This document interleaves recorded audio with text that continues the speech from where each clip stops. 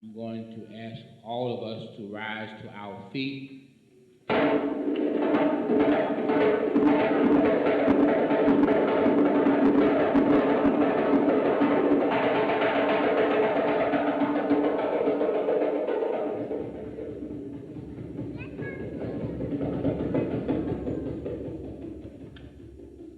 And put our hands together for a great African warrior, attorney Louis Claton Jones.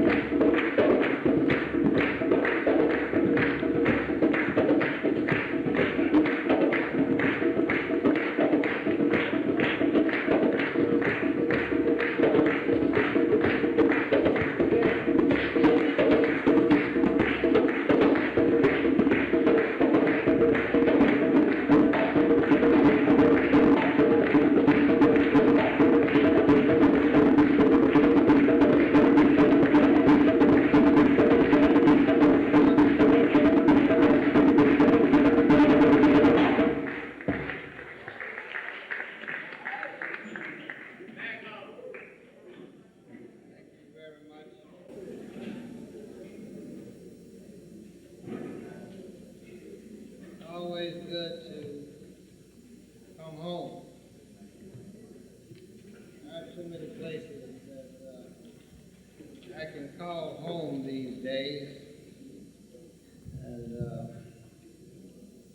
the United African Movement is my home, and it's always good to come home. In the words of Elizabeth Taylor, I see you know that one. Those of you who haven't heard that introduction that my older brother uses sometimes before he begins one of his sermons. He talks about Elizabeth Taylor telling her 8th husband just before they exchanged vows, "I won't keep you long."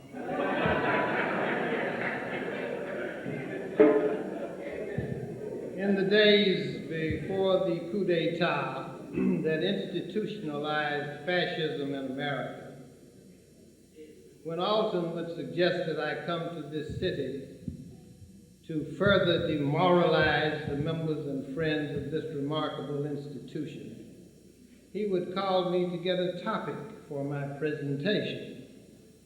He did not ask me for a topic this time. I was pleased that he did not.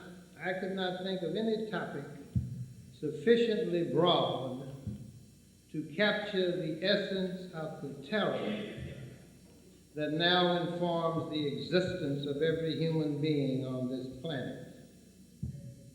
As I sat at my computer yesterday morning, preparing myself to write this speech, I was surfing the web for breaking news and stumbled across an article by the remote viewer, Sean David Morton, who predicted the next attack from the people who would seek to control the destiny of the world. According to Mr. Morton, he sent his findings to all the major media and was summarily rebuffed. For what it is worth, he predicted that Yankee Stadium would be attacked from the air on October 31st, 2001. If that is correct, it appears that our enemy understands perfectly the symbols of American culture. The first attack occurs on 9/11. In the interim, the liberal, in quotes, media and politicians are sent mail laced with anthrax spores. And now, if Morton is correct, the fourth game of the World Series of the national pastime in Yankee Stadium on Halloween will be bombed into oblivion. As I contemplated all of these bizarre circumstances, I thought of our brother, Minister Louis Farrakhan, and his publication, The Final Call, whereupon the final hour suggested itself to me as a suitable subject for this presentation. As I recall the contents of speeches that I have made before this audience on numerous occasions over the years, for a fleeting moment, my ego kicked in, and I thought about beginning this speech with, as I was saying, or don't blame me, I tried to tell you. Of course, I resisted that vile temptation and decided to leave this speech without a subject. Due to the vast amount of information and disinformation at large in the nation tonight, if I may, for the next few minutes, I shall limit my remarks to a mere summary of the lunacy by which we are currently surrounded and try to provide for you an analytical framework that might serve as an antidote to the current outbreak of madman disease that is sweeping the country. Let us begin with the alleged facts upon which 99.9% of the American public have based their reactions to the events of September 11th. According to the official story, about 19 suicidal Middle Eastern terrorists, their hearts full of hatred for American freedom and democracy, hijacked 4 airliners, crashing 2 into the Twin Towers of New York City's World Trade Center and the 3rd into the Pentagon. The 4th allegedly crashed in western Pennsylvania after passengers attempted to fight the terrorists.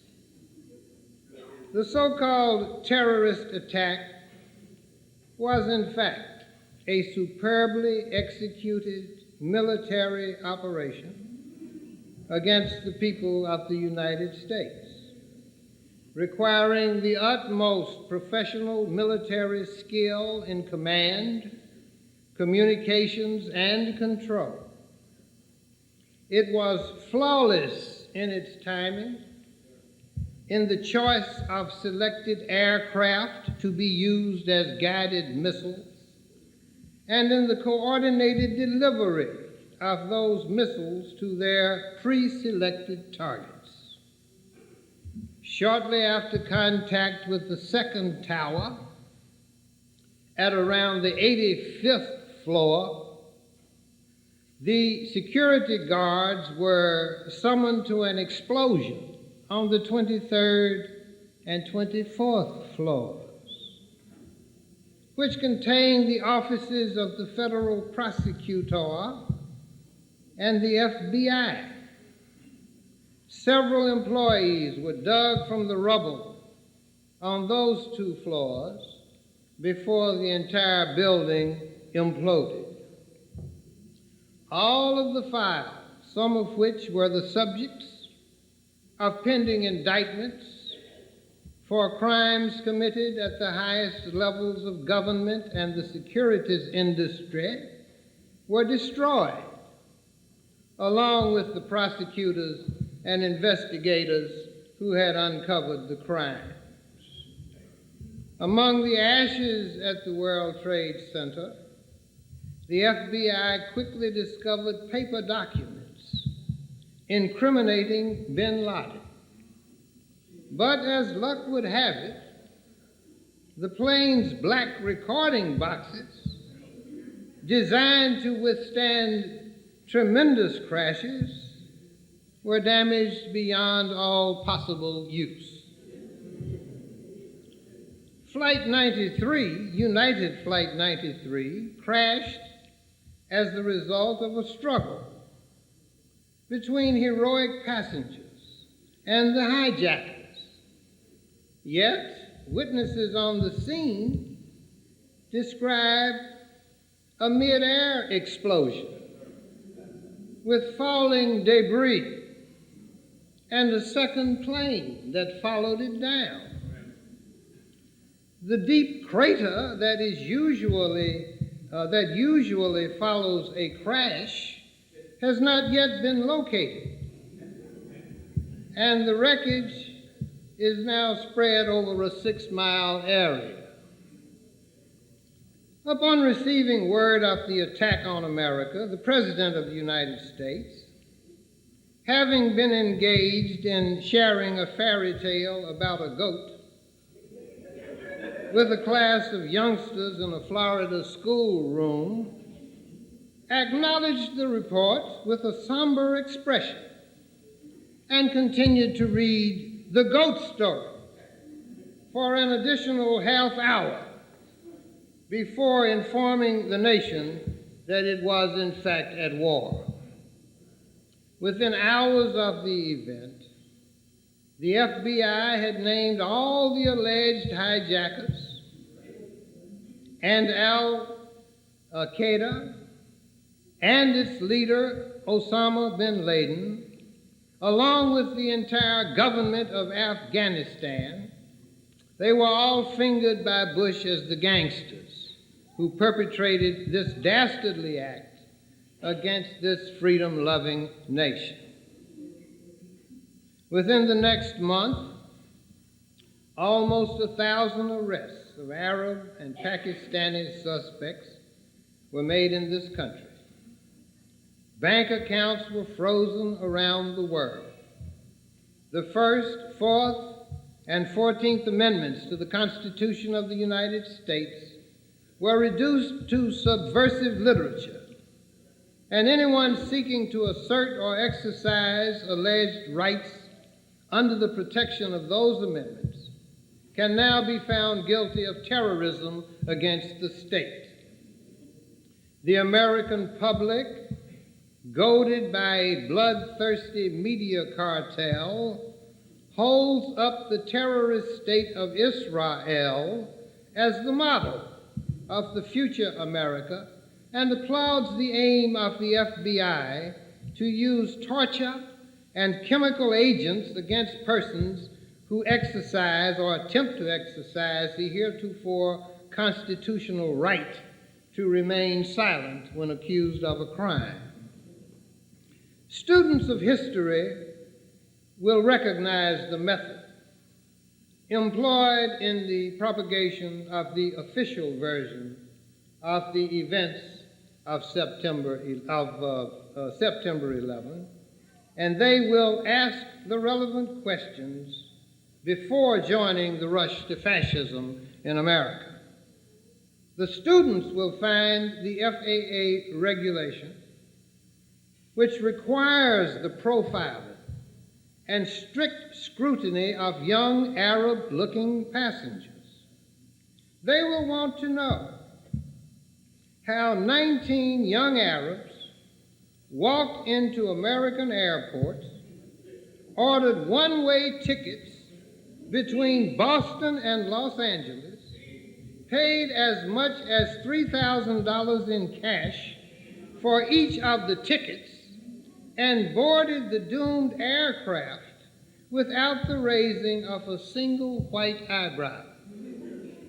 They will follow the young Arabs to the gate and on to the plane and seek to learn how they went to their respective seats without objection from the personnel at the boarding gates, despite the fact that not a single Arab name was on any of the affected passenger lists. They will demand that the FBI disclose the source of the Arab names on its list of terrorists and the reason for the discrepancy of 35 names between the published passenger lists and the official death toll on the 4 ill-fated flights. 35 names do not appear on the passenger list, but they are listed among the dead. They will certainly want to know who put out the story that the reported absence of 4,000 Israeli employees from the World Trade Center on the 11th was a hoax, as well as the subsequent representations by the White House that 130-odd Israelis were killed, when we now know from the New York Times that prints all the news that's fit to print, that the sole Israeli deaths on that fateful day were 3, 2 of whom perished in the explosion of Flight 93 over Pennsylvania, and the 3rd of whom died while delivering a package to one of the towers. The basis of Ariel Sharon's decision to postpone his trip to New York might also provide an avenue for further research. And while our students are at it, and since the major media are uninterested in any discrepancies between the facts of the case and the obvious lies of the Washington Gestapo, they might as well inquire concerning the Global Hawk technology, developed a few years ago as an antidote to hijacking. They can begin their search by understanding the rudiments of the technology by which the control of certain aircraft, and more particularly those aircraft involved in the current disaster, can be seized by controllers on the ground, taken entirely away from the pilots, and the plane then can be operated entirely from the ground or from an AWACS plane. This fact might help to explain the failure of the transponders and the loss of contact with the control towers within minutes of the takeoffs. At least it makes more sense than the transformation of Cessna-trained student pilots into the magicians that so skillfully guided the jumbo jets into their respective targets. Our students will also want to know the names of the high government and industry officials who were the targets of the criminal investigations underway on the 23rd and 24th floors of the South Building. They will demand an explanation of how 19 Arab terrorists could board U.S. airplanes without their names being on the passenger list. They will demand an explanation for the president's 30-minute delay in reacting to the invasion of America. They will want to know how a piece of paper implicating bin Laden could have survived the Holocaust at the World Trade Center.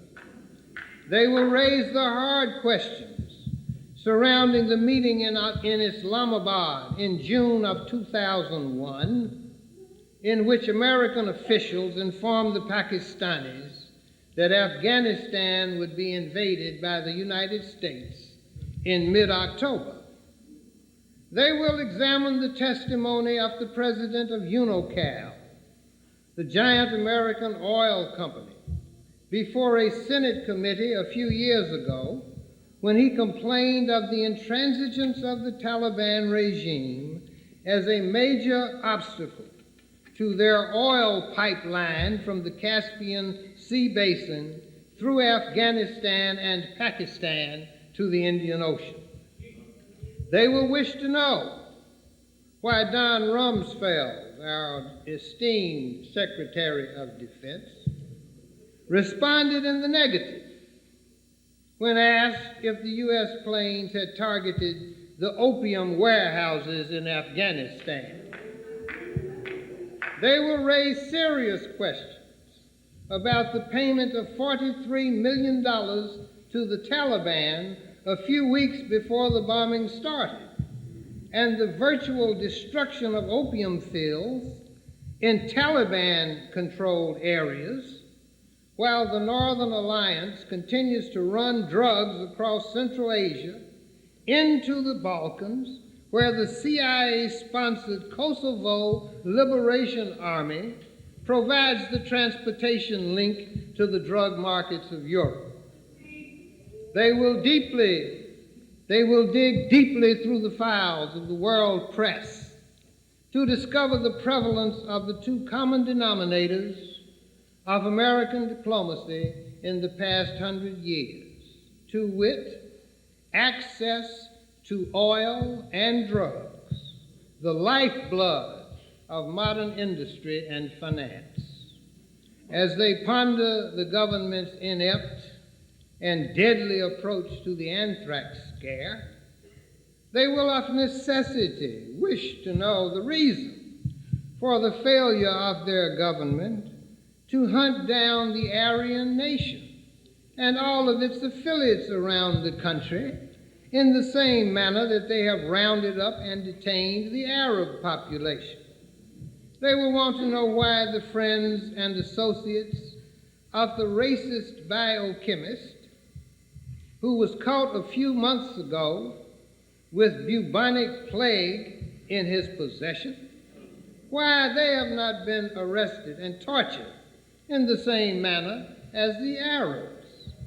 They will want to know why, after rounding up almost 1,000 suspects, they are no closer than they were on 9/11 to finding the remainder of the 100 or so persons alleged to have been involved in the terrorist plot.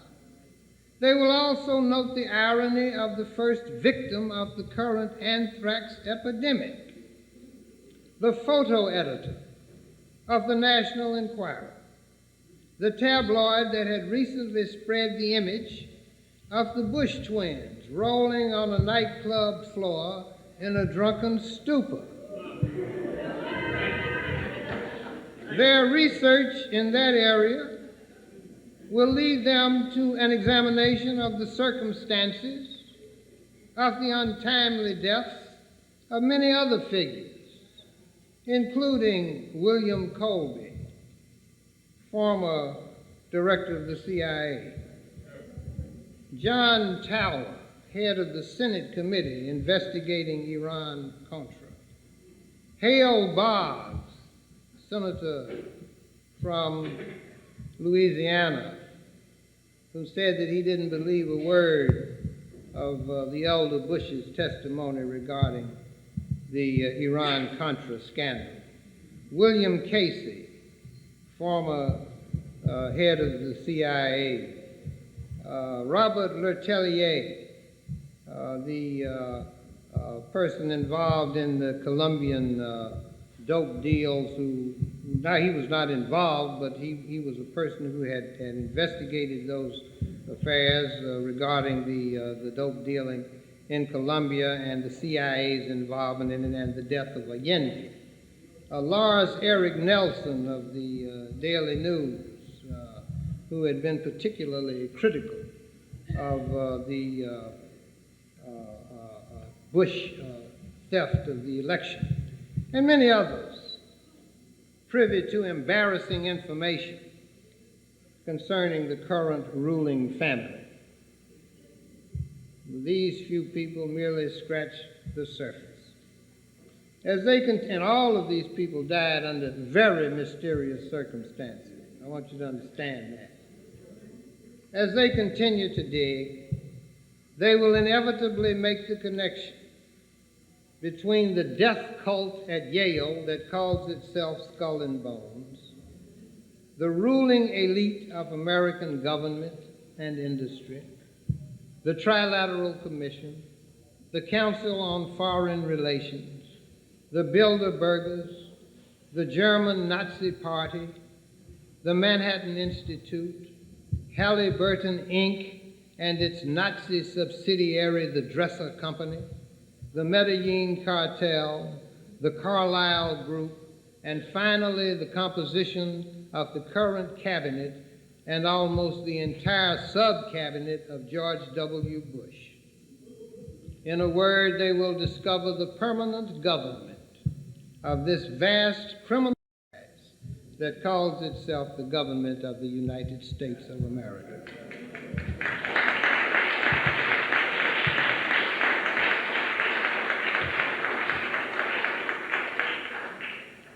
The students of history will read with interest the history of the German Third Reich.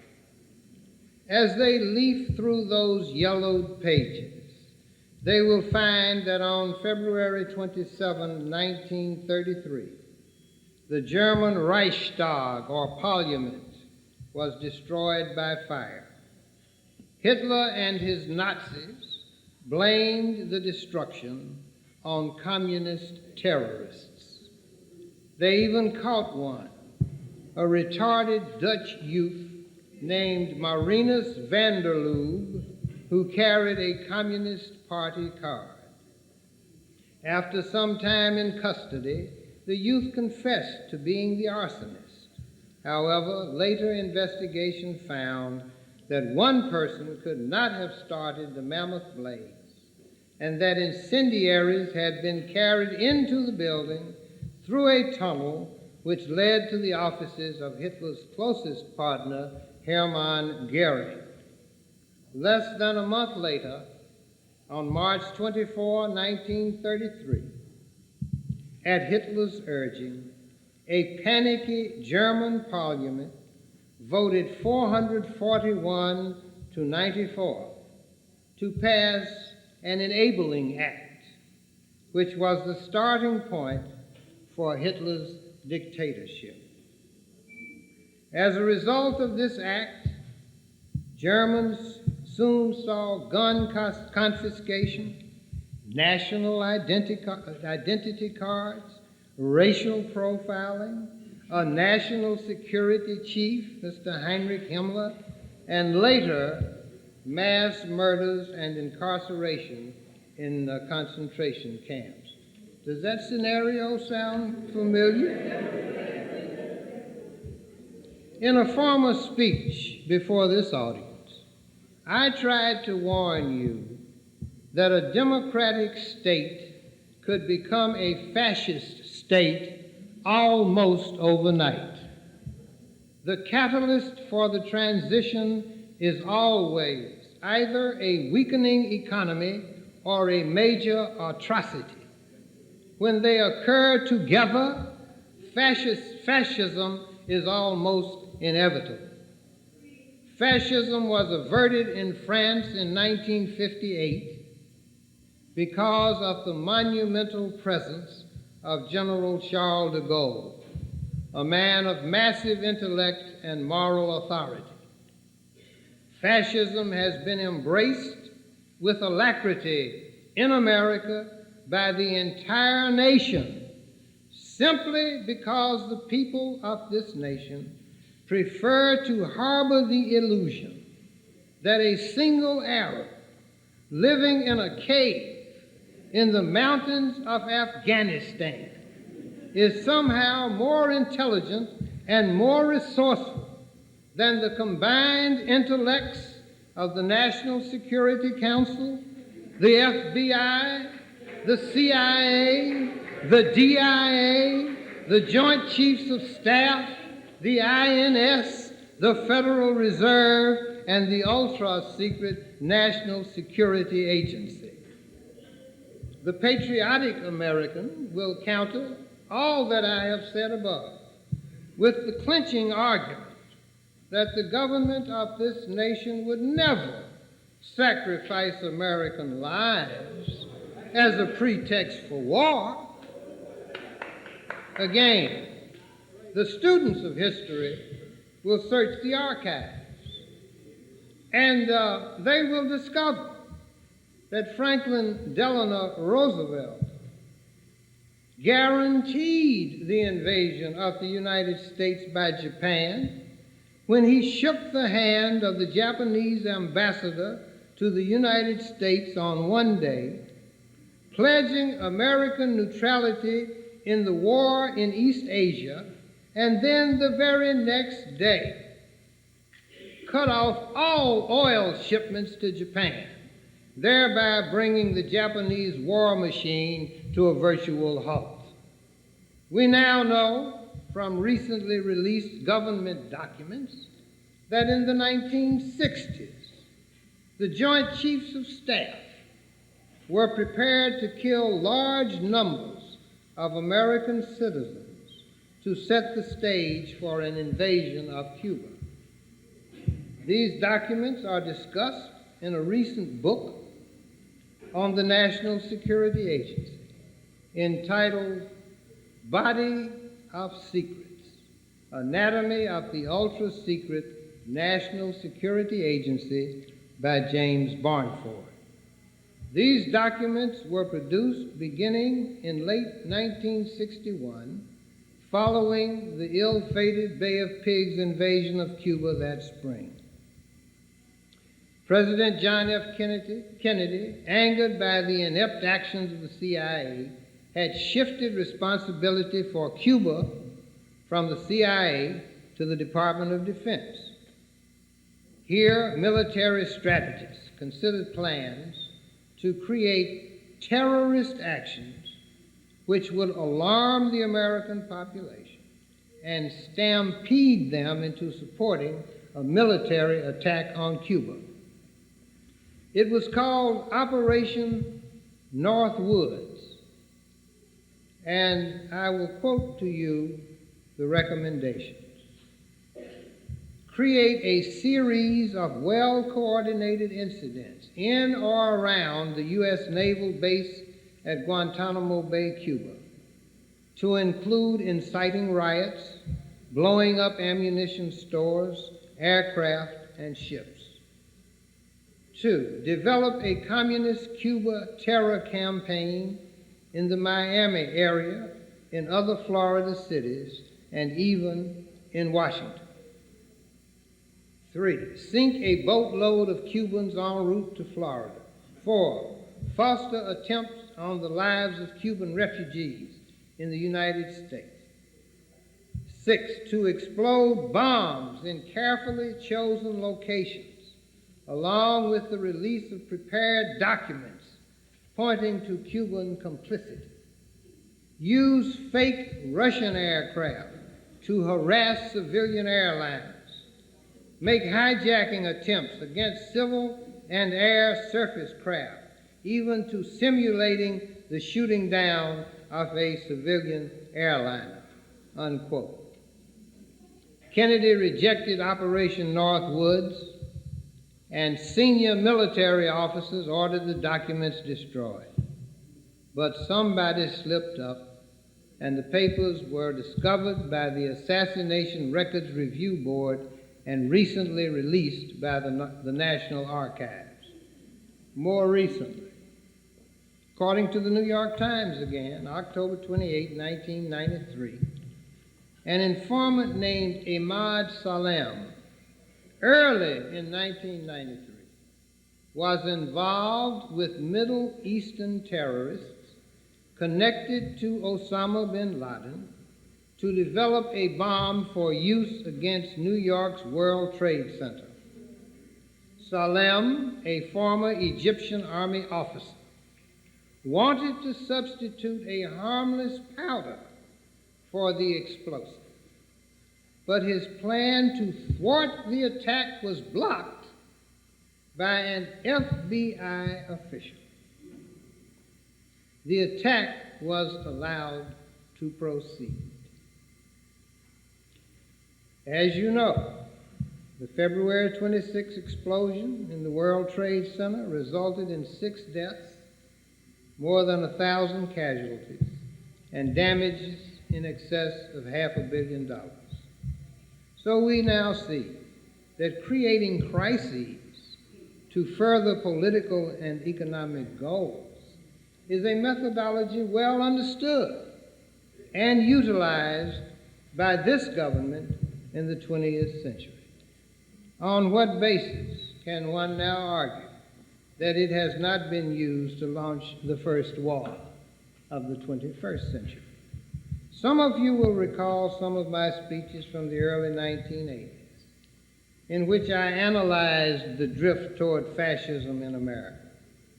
And at that time, I predicted that we were headed down a path that would lead inexorably to the dilemma faced by the Jews of Germany when the Nazis came to power.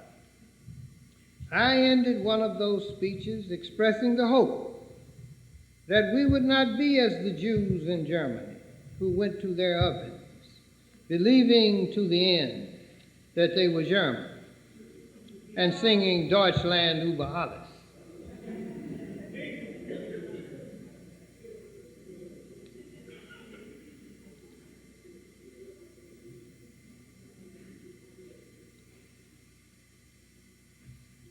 Based on the reaction of the current crop of our Negro leaders and some of our preachers who have participated in the nationalistic frenzy at the mass rallies called by your esteemed mayor, I fear that most of us are doomed to the fate of going to our deaths singing the Star-Spangled Banner under the insane delusion that we are also Americans. It is very clear to me, and has been for some time, that there is no place in the fascist state for the African whose mind is free of the illusion of white supremacy. His fate is sealed. It was therefore with great delight that I received a call from my old Africa mate, Kwame Atta, whom some of you remember as an African from Detroit, who was associated with a group that owns thousands of acres in Ghana. It seems that Kwame was ousted from the leadership of the group when he refused to vote for a resolution restricting membership in the ruling body of the group to blood relatives of the current officers. We never learned. It was at that point that he received a letter from an old Ghana friend who is about to be installed as a chief of a region in the Cape Coast of Ghana. Upon his installment, he will grant 50 acres of land in the Cape Coast region to Kwame. Kwame called to inform me that additional lands will be made available as the current lands are developed. He also informed me that 1 acre had been set aside for my retirement home. I turned him down and suggested that he set aside 10 acres in the name of Cyberdrome, and that Cyberdrome would undertake the development of a housing complex and resort for the members of Cyberdrome, with a view toward expanding the development throughout the Cape Coast area, so that all of those associated with Cyberdrum and, by extension, the United African Movement will have a base in Africa to which they can retreat when the oppression in America becomes unbearable. I have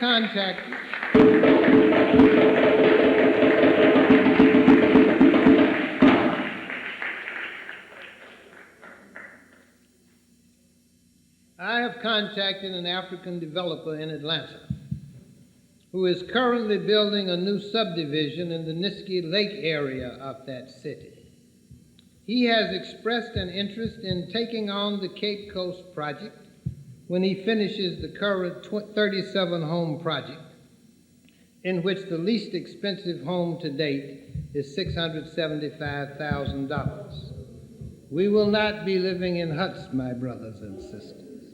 Kwame is now launching a campaign to raise $100,000 in seed money to begin the development of his remaining 40 acres.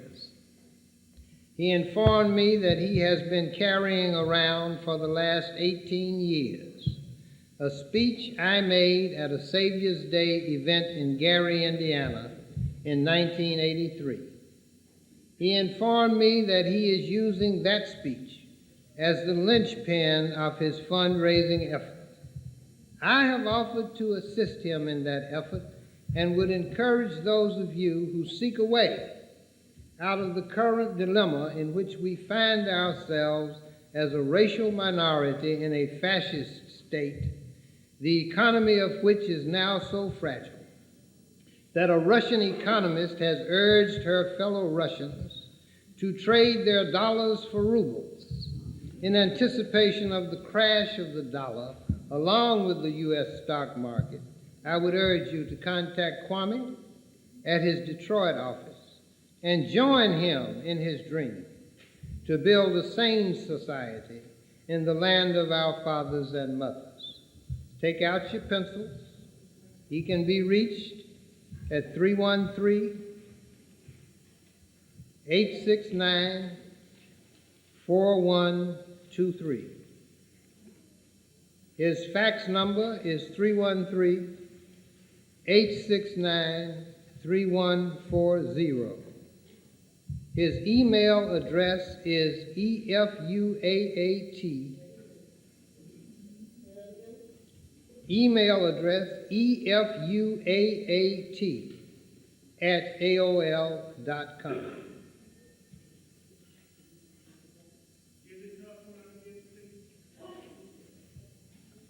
There are some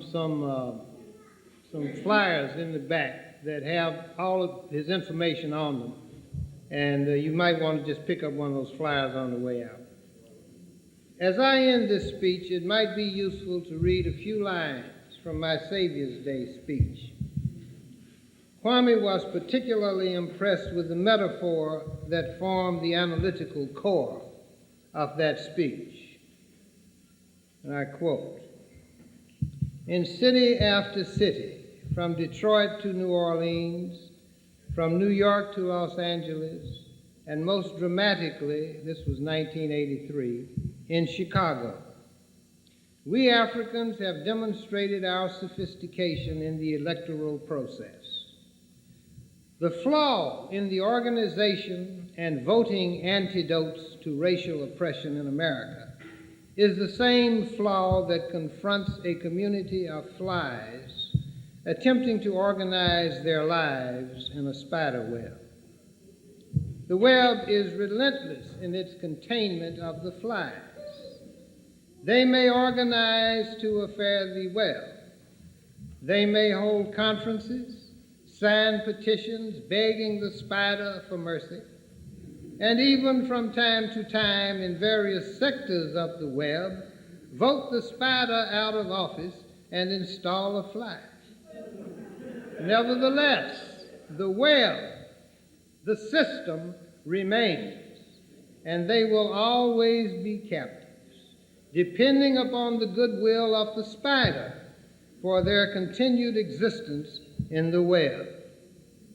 The leaders of the flies, after all these years of slavery, know or ought to know the consequences of concentrating on reforms within the web. They know that the spider will make them comfortable within the web, so long as the proposed solutions do not threaten the integrity of the web. They will live comfortably as captives within the web for so long as they are able to convince the worker flies that there is hope within the web. If, however, they suggest for a moment that there is indeed a world beyond the web and begin to organize ways of breaking out of the web, the spider moves suddenly in defense of the web. Martin King and Malcolm X are testaments to the ruthless efficiency of the spider when its web is threatened. And finally, I close that speech with these words. I understand that what is proposed here is inimical to the perceived interests of the ruling classes of Europe and America. I understand further that any serious attempt to extricate Africa from the grip of European domination is fraught with danger and the prospect of an early death. Free men and women have, however, conquered the fear of death and understand that an idea, once set up on the wind, can never die. If I may, I should like to close with the deathless words of Edward W. Blyden, spoken almost 100 years ago, which set the standard for what this speaker believes our image on the planet ought to be. To quote Edward W. Blyden, as in the days of slavery, so now, the freedman feels something in his soul which tells him that, if not for himself, at least for his children, there are scenes of wider freedom, higher duties, and larger proprietorships in the land whence his ancestors were torn. Thank you.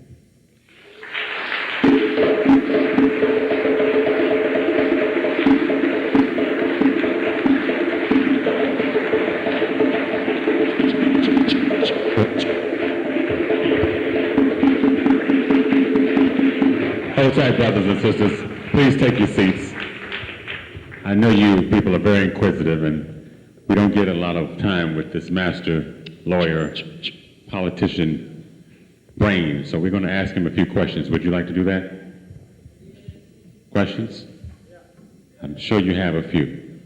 So we want you to form a line in the center lane so that we can have our brother respond to a couple of questions that I'm sure you have. So we're going to do that now. Yeah, greetings. My name is Sam Taki, and I'd like to know, what do you think about the Anthrax that's killing people, especially targeting the black community and the black post offices? My view on the anthrax is that there's sufficient evidence to indicate that it's coming from one of two sources. They've already ruled out Iraq. They have already said that it is a homegrown strain. So therefore, it's coming from one of two sources, or perhaps from both. Based on the theory of my speech, it could very easily be coming, in some instances, directly from those who are responsible for the bombing of the World Trade Center. It is also highly probable that there are some militia groups, the Aryan Nation, and all of the people who deal through the Aryan Nation and their ideology, and it has been shown that they have even been recently arrested with biological materials, and it's clear that they have access to these materials. Some of them, as is the case with the one who was arrested, are biochemists. They know what they're doing. They're sending anthrax not only through the post office to certain people, but they're also targeting the abortion clinics. So those would probably be anthrax samples that are being spread around by the right-wing extremists in America. I do, and if that, the thing that bothers me about that is that the government obviously knows that these people have the access and that they have targeted certain people. So the government could very well be hiding behind that threat because they haven't made any attempt to round any of these people up, which means that they are permitting them to continue to spread the terror if in fact they are the ones who are doing it, and it's pretty clear that they are some of the people who are doing it. But the thing that makes me suspicious of the government is the kinds of people who have really been targeted, such as the majority leader of the Senate, the young woman at the New York Times who wrote the definitive expose of U.S. involvement in bioterrorism and the development of these biological killers. So it's probably coming from more than one source, but it's certainly not coming from Osama bin Laden, nor is it coming from Iraq. And we've seen that it is coming from somewhere in the United States, and those are the only two places I can see it coming from. Because there's a difference in the quality of the anthrax. The stuff that was sent to Dashel was meant to kill. That was very fine anthrax. And this business of their not having any knowledge of anthrax and what it does, and they're learning on the job, I can't buy into that. And I'll tell you why. The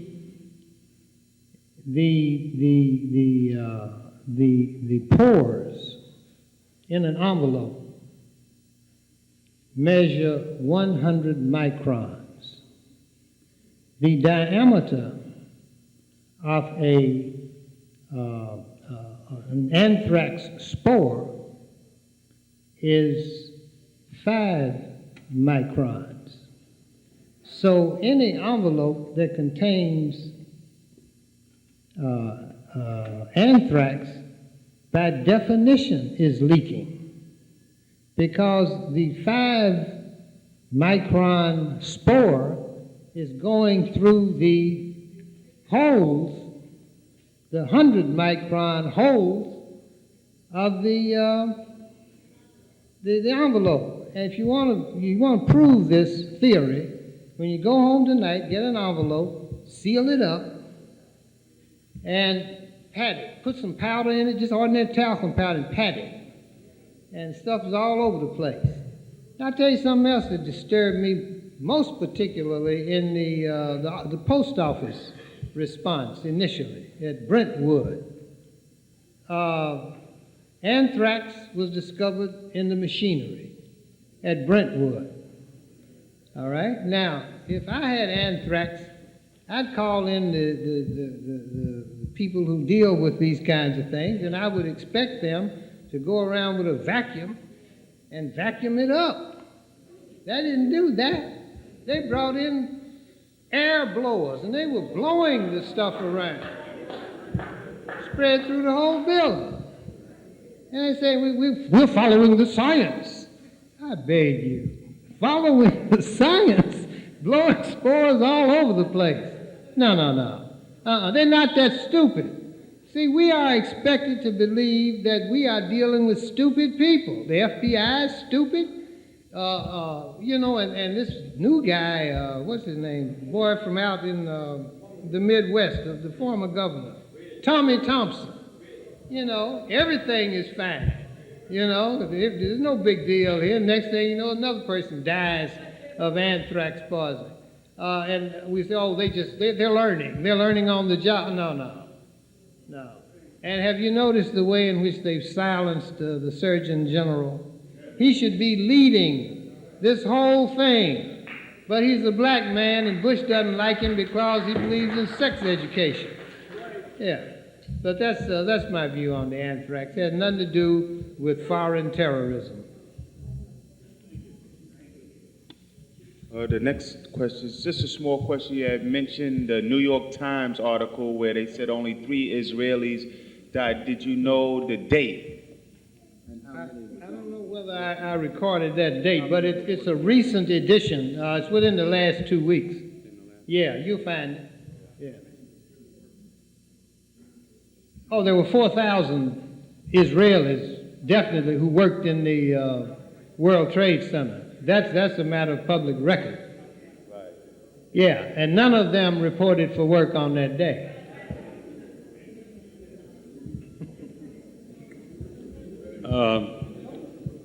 Two questions, brother. First question, in a what we're viewing as a possibility of a holy war, which is what I've heard, assumingly between Muslims and Christians, what would be the outcome of such a war, in your opinion? And secondly, what is the underlying factor involved with our Reverend's trip to Israel? Well, I don't know what his motive was. I had spoken to him before he left and suggested that he was making a mistake, and he assured me that he was going to meet with everybody, and he's already. And I talked to him today, and you know, the press release that I read, or at least the press coverage in an Israeli newspaper that I read indicated that he was not there to mediate the peace between the parties, although the recent headlines upon his return indicate that he was there for that purpose. And that's why he met with Arafat when he was there. He told me he was going to meet with Arafat and that he would give me a full report when he returned. I spoke to him this afternoon, and he wants to have breakfast with me in the morning to explain his position on this matter. Now, he says when he was there, the first thing they asked him was what were his, was he prepared to, this was in Israel, by the way, was he prepared to apologize for the Tawana Brawley case?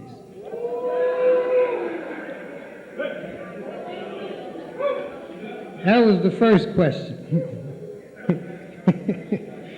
And according to him, he said that he would never apologize for his role in the Tawana Brawley case.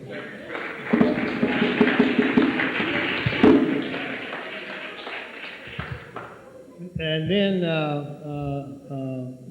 I think some question was asked about why he met with Arafat, and he pointed out that there was terror on both sides, and that he was not there to take sides in the dispute. Now, to me, you know, Jesse Jackson has said I'm an absolutist, and I suppose I am. But I do not view, you know, Sharpton is a politician, you have to understand that. I'm not a politician. In my view, you do not equate Israeli terrorism with the Palestinians fighting for the defense of their homeland.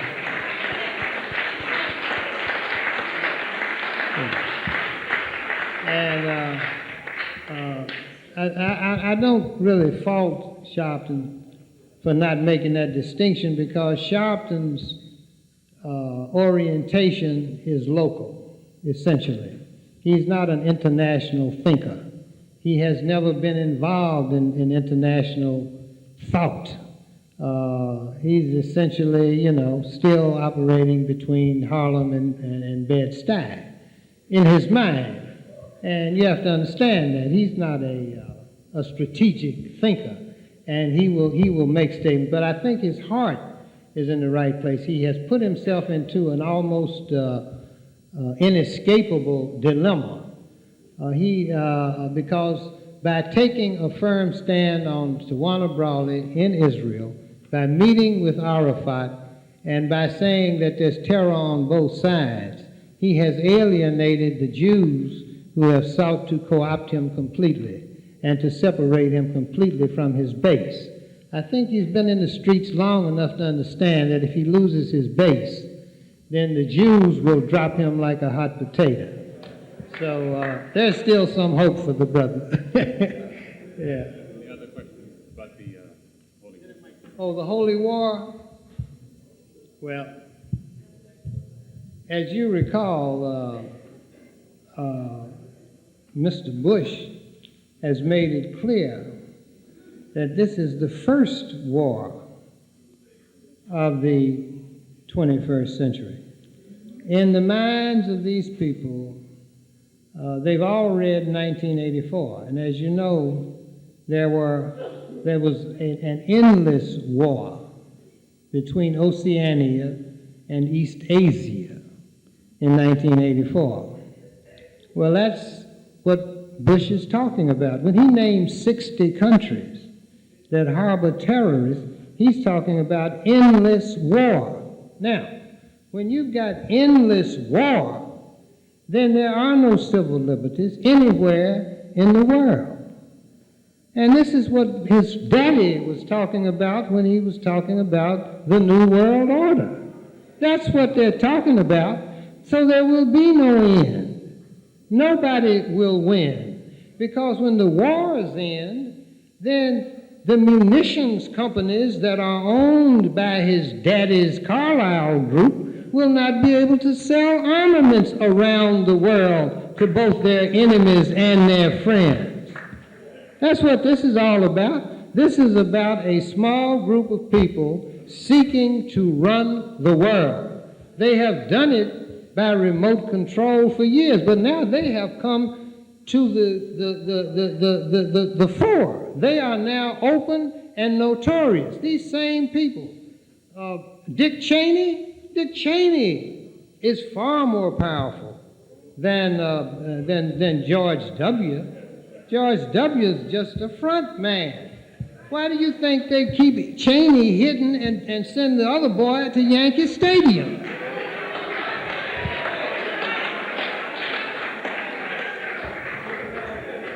So we're dealing with global fascism. That is exactly what's involved in what these people are doing.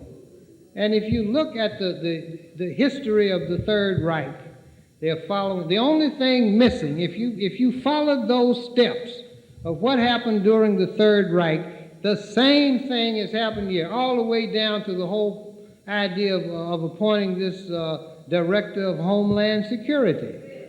Same thing. All the steps are there except the concentration camps. And of course, as we all know, the concentration camps have been prepared for us over a long period of time, and they're there. And those of us who continue to rebel at some point must face the concentration camps. And that is precisely why I suggested to you that we must not be as the Jews in Germany and hang around too long. See, the key to being black in America is knowing when to leave.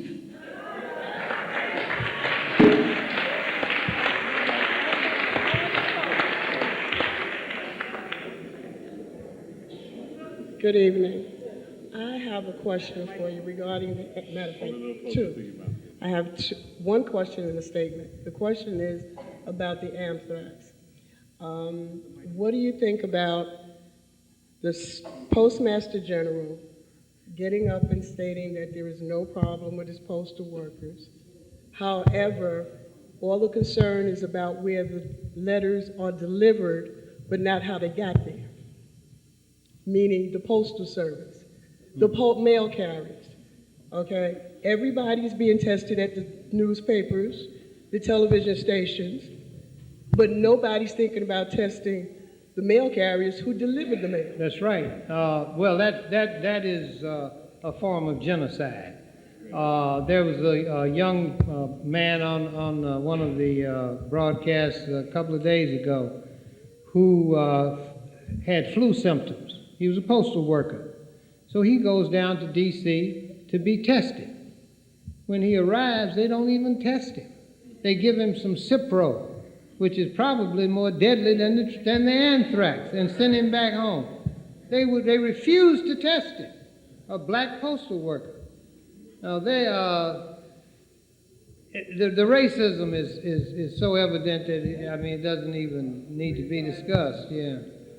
The next the statement is regarding your comment on mysterious deaths with this government. Yeah. Oh, by the way, don't think that they're confined to this administration. Oh, no. Yeah. Oh, by no means. Bill Clinton probably killed more people than Bush. But I said that to say this. I understand what you were saying, especially about one, which was William Colby. Oh, absolutely. When it happened, it just didn't sound right, and especially the way it happened. No, listen. Look, Bill Colby, first place, Bill Colby was not a sailor, first place. He certainly would not have gotten in a canoe to row down the Potomac River.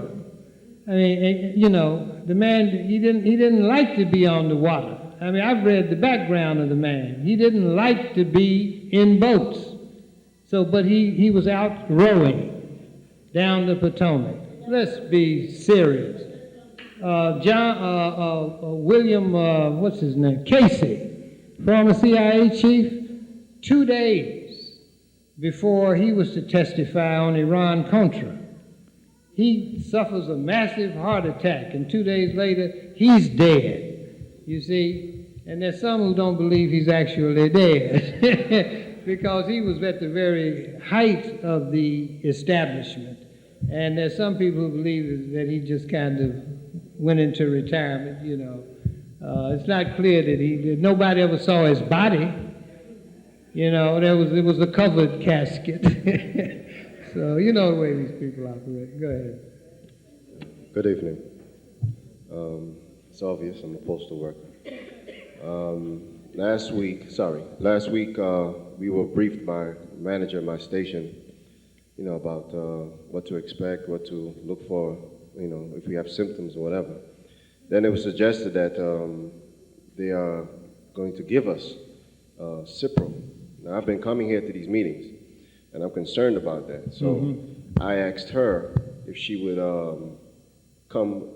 give us some sort of information about this Cipro, because I'm saying if you're going to take something, you should at least know what the side effects are, because with everything that you use, there's some sort of side effect.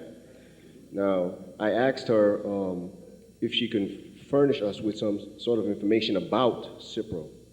Now, today, we had a white gentleman, come to the station, and he said that they aren't issuing Cipro anymore. That isn't the primary thing anymore.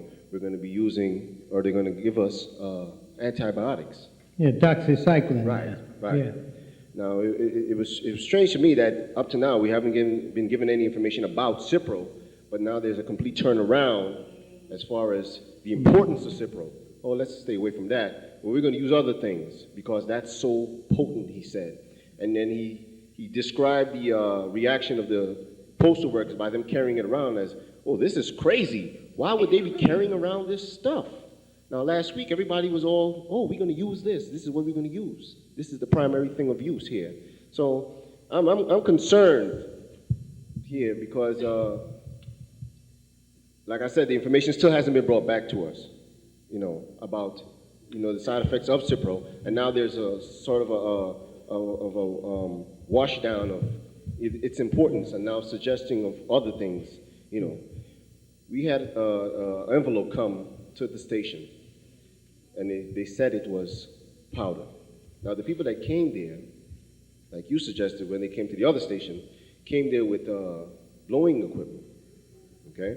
They suggested that it was baby powder, but I didn't actually see them blow anything, but they came there and everybody was around. They didn't cordon the area off. They didn't tell us, well, go outside or anything like that. So you know, I'm gonna speak to you now just in case something happens, you know. But that was one of my concerns, and I just wanted to make that point. Thank you.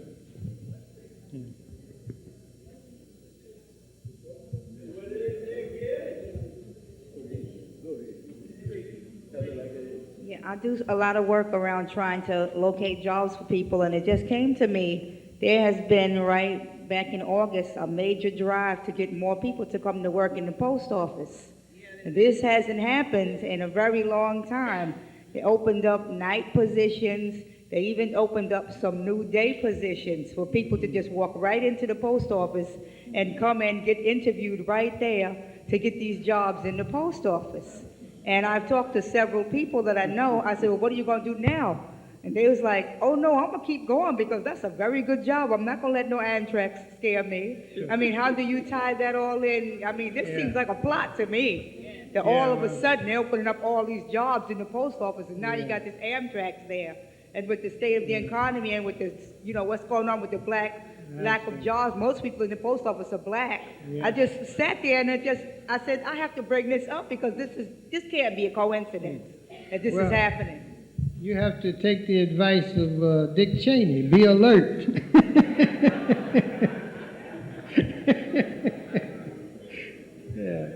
Yeah, no, it's, I don't know whether, you know, that was coincidental or not. When you, as old as I am, you cease to believe in coincidence as a factor in history. You mentioned that the economy was on the verge of collapse, and in fact, the Russians had asked their citizens to pull out. Yeah. How can you kind of give us a view of the economy and the impact that will have on black people, especially, you know, in the cities where bridges and everything kind of cutting us off? And, you know, what does it look like?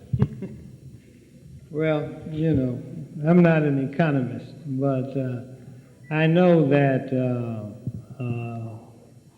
we are in a situation now that is conducive to hyperinflation. When you get the interest rates down below 3%, that devalues the dollar. And if it continues, and I understand that Greenspan is continuing to talk about continuing the lowering until we get down to the Japanese situation where there was actually negative interest rates in Japan. And of course, Japan is still in a depression and has been in a rolling depression since for the last 10 or 11 years. United States and Japan is a country that has a huge rate of savings, whereas in the United States we have a negative rate of savings. And this whole economy, the whole engine for this economy is consumer spending. And the consumers have stopped spending. And that's why all of these big companies are laying off all the workers. So we are in a classic depression. And in a depression, you have the possibility of social unrest. You've already got the chaotic event. We've had the Reichstag fire with the World Trade Center. The economy, the stock market is going down the tubes. Inflation will take over fairly soon. That will require the printing of money, which will further deflate the value of the currency. The Japanese and the Europeans will withdraw all of their investments from the United States, and we will end up as a third world nation, or you will end up as a third world nation. When that comes, that's when the scapegoating begins. Who's responsible for this? Well, now, look at those shiftless Negroes over there on welfare. That's what's destroying this nation. And the next thing you know, they'll start rounding us up just like they did the Jews and the Gypsies in Germany. And those of us who resist will be marched off, first of all, to the concentration camps, and then you can expect Jesse to say, "Wait a minute, I didn't sign up for this," and then he's going to find that he's on his way to the camp, and that's what's going to happen. This is the way historically these kinds of things happen in the world. So I don't see any serious way out of this. They've already taken all of our defenders away and put them in jail and prison. I mean, we don't have any strong-bodied young men prepared to fight. They're all in jail. We are a defenseless people at this point. Who's going to resist? Who's going to resist the mysterious death of our friend, you remember? Khalid Muhammad. Very mysterious death. And he was about the only one out there talking about defending yourself. We don't have the deacons for defense and justice anymore in this country. There's nobody out here who's prepared to take up arms in defense of the black community. You know, we're like sitting ducks. And I can guarantee you, within a year of today, we cannot hold this meeting. I told you this once before from this very podium, that there will come a time in America when you will not be permitted to have meetings protesting what the government is doing. It will be tantamount to treason. And right now, under some of the new terror laws, I could be put in jail tonight for fomenting treason against the state. That's right, promoting terrorism. Now, most of us do not understand the gravity of the moment. But all you have to do is open your history books. This is not new. This has happened before. I mentioned the dresser company that was recently acquired by Halliburton, which was the company that Dick Cheney was the chief executive officer of before he took the vice presidency. The dresser company was a Nazi war company. They made munitions in Nazi Germany. George Bush's grandfather was the banker for Hitler in the United States. All of these people have come ideologically through the Manhattan Institute, which was a Nazi organization established by the same William Casey, who was put out of commission 2 days before he was to testify on the Iran-Contra scandal. All of the people who could have given testimony in the Iran-Contra scandal ended up dead. We're not dealing with babies here. These people are deadly serious. And as Cheney said during his debate, I don't know what it's like to be black. So to Cheney, who is really running things, we don't even exist. That's what we're dealing with in America today. We are at a very serious moment in our history as a people. And to say, well, maybe, after 4 years and, all of these new laws will be repealed. No. When I see the entire Senate of the United States, with one exception, vote for an anti-terrorism bill that eviscerates the Bill of Rights in this country, I know what time it is. See, Democrats, Republicans, when I see Charlie Rangel vote in favor of the anti-terrorism bill that eviscerates all the gains that blacks have made over the years, I say we're in serious trouble.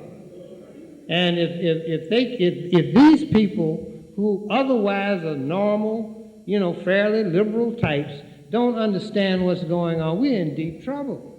When I see Anthony Lewis writing his articles in the New York Times, a white liberal, taking the same positions that the Bush administration is taking on wiping out Osama, bombing Afghanistan into oblivion without ever examining any of the facts that I've laid out here tonight, we're in trouble. This country, it is as if the nation has been given some kind of tranquilizer and some kind of a dope that has blinded them to the reality of what's going on a daily basis, and it gets worse and worse every day. Every day, we have all Eisenhower talked about the military-industrial complex, correct? Look at the people around Bush. In all of the cabinet offices, they're all either from the military or intelligence. That's a war cabinet, and that's why I'm saying this is a perpetual war. It will never end. It will never end. I didn't want to say all that in the speech because I'm going to publish this speech.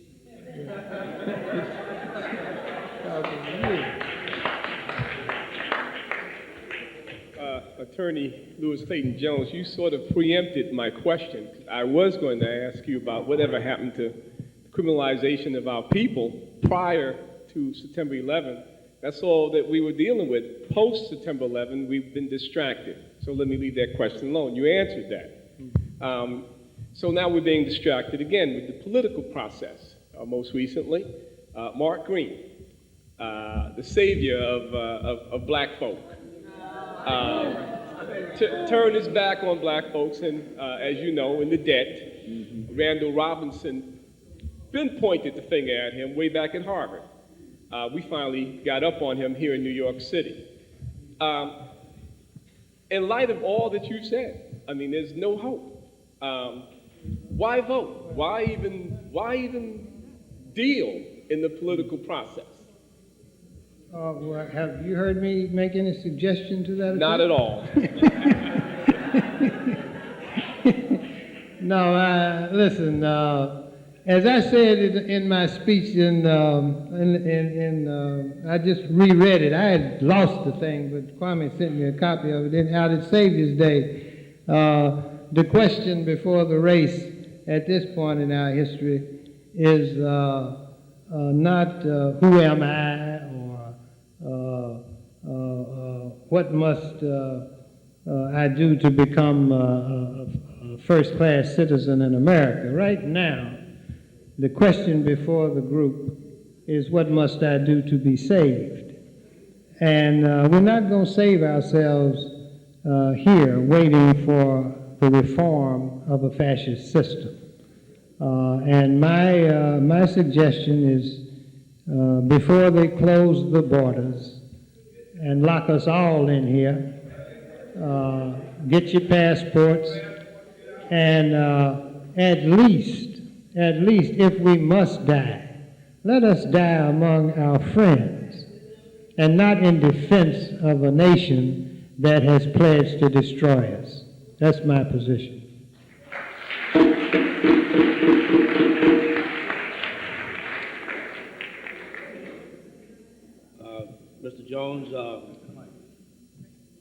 Mr. Jones and all the people here, I want to inform all the Africans here. I spent 40 years in the healthcare service. Medication, and was trained on it and how to take care of people with it. Be very careful what people give you for any type of disease. I know. I spent 40 years of my life taking care of patients. Like you say, if they go in to have Anthrax, and some person comes to you and say, well, this is the cure. You realize that there's many other things that this medicine is given for the same disease. And if you don't have it, what effect it's going to have on your body? I understand that when you're working for, I'm retired, I just retired, thank God, the Creator. But then we're going from Anthrax to history. You need to study European history, African history, and you need to really go back. I'm talking about the African brothers here. And you need to teach your children what's happening here now in this year. Go back and read the history of Europe. You understand? Absolutely. Yeah, this is a very serious thing. And you got to go way back in history. History is repeating itself. Brother Max always tell us that. This is serious time with us. But be careful what a person do to tell you to take a pill. Because remember your body, the human body. Absolutely. When you take that pill, what other effect is going to have you? On you? You got to be very careful. Yeah. One of the people who is a subscriber to CyberDrum sent me an email the other day, and she was pointing out some of the natural antibiotics that one can use to ward off certain kinds of diseases. And among the most important natural antibiotic is ordinary garlic. Yeah. So you might want to think about that before you sign on to Cipro or even dioxylate or something like that. Yeah, what is it? Yeah, doxycycline, yeah. All of those, for example, Alton was talking about taking these vaccinations. Did it ever occur to you that the United States soldiers were the only ones who returned from the Gulf War with the Gulf War syndrome? And the only thing that separated them from the other people over there was the fact that they took anthrax vaccines before they went into the war. Now they want to give you an anthrax vaccine? I don't think so. No, and that's Cipro. The reason they took it off, they finally admitted that a lot of people will die by taking Cipro for 60 days. Please. No, that's no. Don't do that. Don't take those drugs. Just the best thing to do is prevent contact with the